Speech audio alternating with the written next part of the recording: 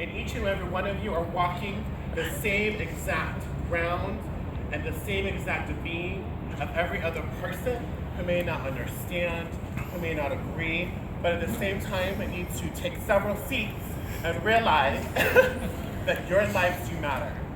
As we all know, last year, we had many murders and suicide of trans women of color. And I'm sure we've already done this, but I'd like to take a moment of silence to remember that these women's lives were taken. They were taken and they were unable to live their true self. And because they were living their true self, that was a threat. And that was an unrecognized way of being for our society, for people in our communities, and the lack of education and the lack of understanding of what does it mean to be transgender. So I'd like to take a moment of silence now.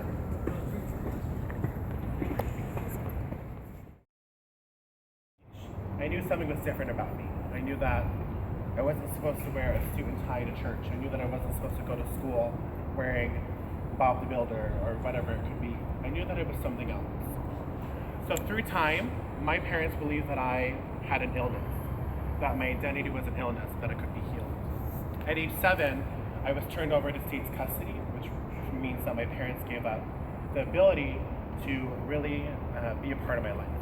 From ages 7 to 12, I was in proctor care, foster homes, youth centers, treatment centers, because again, my parents believed that if they send me somewhere, somebody could heal me, that my identity was an illness, that it wasn't supposed to be what it was.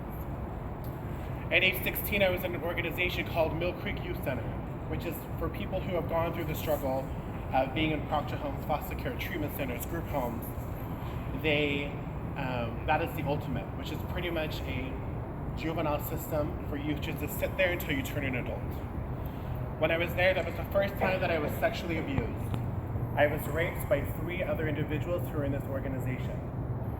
Now, during that time, I was silent. I feared what it would be like to speak up.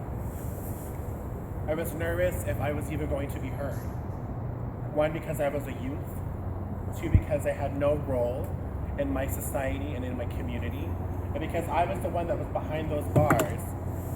And because that showed a power that those that are imprisoned or those that are incarcerated don't have a voice. There was a staff there, her name was Mary Etawati, and she was from the same village and the same place that I was from in American Samoa. For many months, Mary would tell me, Ryannah, you have a voice, and you are capable of being assertive. And for the longest time, I didn't know what that meant. I didn't know what that meant to be able to speak up for yourself.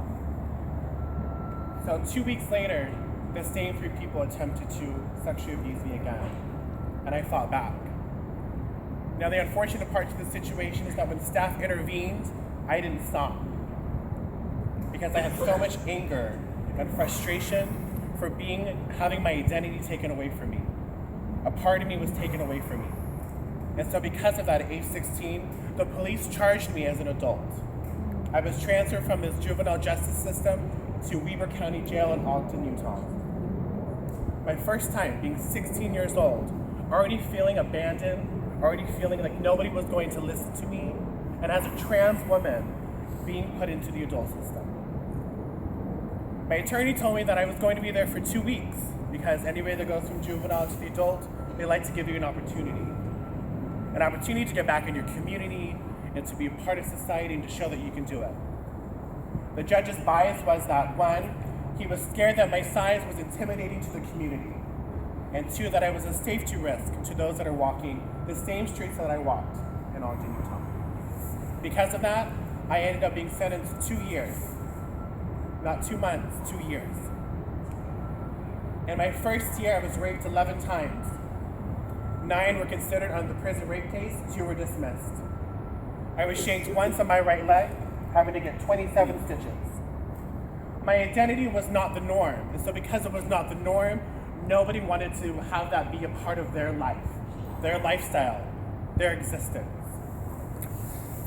In my second year, being 17 years of age, I didn't feel like I had purpose. I didn't feel like I had a meaning to continue living because of what I've gone through. So in my second year, 6 months into my sentence, I started planning my suicide. And I want you all to know that as I continue speaking, there are going to be trigger signs and there will be triggers in my story. And I hope that if it does resonate with you, I encourage you to try to fight it. But if you cannot, please take self-care. I would switch out one and keep the other. And I started to strip my bed sheets and started to braid a rope because I didn't feel like as a trans person, as a human being, that I had the human right to be living. 2 months later, I jumped off the 3rd tier and I hung myself. I want you to know that me standing here is being given a second chance at life. Waking up in McCady Hospital being told that I was in a coma for 2.5 weeks and that I was lucky to come out of that is a true blessing to me. But with that, I took that with a grain of salt because something inside of me told me that there was a reason why I was still here. There was a reason why I was supposed to continue to walk the same exact path as many others. And that is one, to stop the violence, to stop the police profiling, to stop the police brutality. 2, to show young people and older people that it is okay to be yourself. But most importantly, it is okay to break that silence. No matter how rough life can be, your voice is your story. We talk often about media, and we talk about how, when a reporter comes to you and they're getting your story, you are in charge of that story. You are in charge of that journalist, that story. So when people come to you, or when you are sharing your story, do not let that stop you from speaking your truth. I may have lived a rough life, but I don't pity that.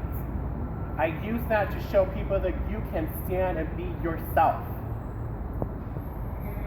To the many trans women of color who were murdered, the people that did that, I'm very ashamed. I could say that I hate them. I could say that I wish that they were dead, but I do not wish illness or violence in other people. As hard as it can be, we have to learn and we have to live our true self, but we have to learn to do it in the right way.